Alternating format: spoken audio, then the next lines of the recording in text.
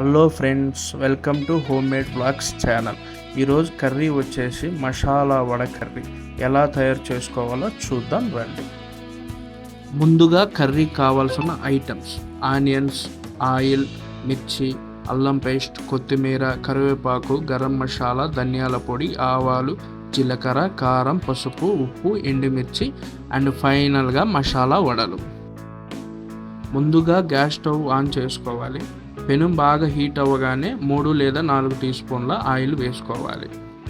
Oil కూడా heat అవ్వగానే కొంచెం జీలకర్ర, ఆనియన్స్, అందులోనే పచ్చిమిర్చి వేసుకొని బాగా మిక్స్ చేసుకోవాలి.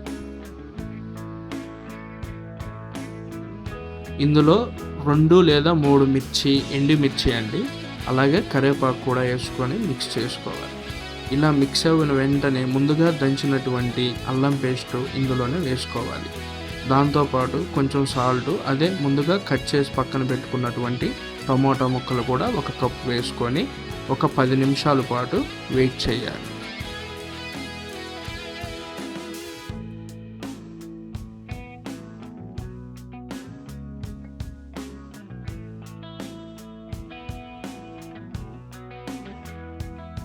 ప్లేట్ తీసి పక్కన పెట్టేసి ఇందులోనే 1 టీ స్పూన్ పసుపు, 2 లేదా 3 టీ స్పూన్ల కారం, తగినంత గరం మసాలా, తగినంత ధనియాల పొడి వేసుకొని మిక్స్ చేసుకోవాలి.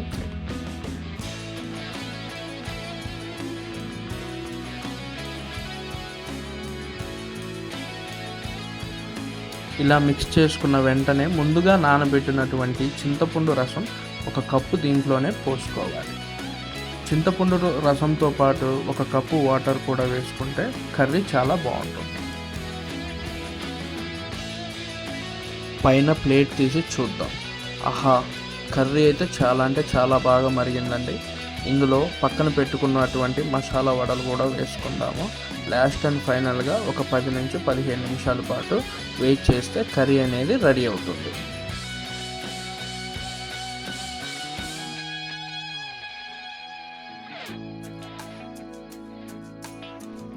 ఫైనల్గా కర్రీ అయితే అయిపోయిందండి. పైన కొంచెం కొత్తిమీర వేసుకొని దించుకొని వేడి అన్నంలోకి ఈ మసాలా వడ కర్రీ వేసుకొని తింటే చాలా బాగుంటుంది.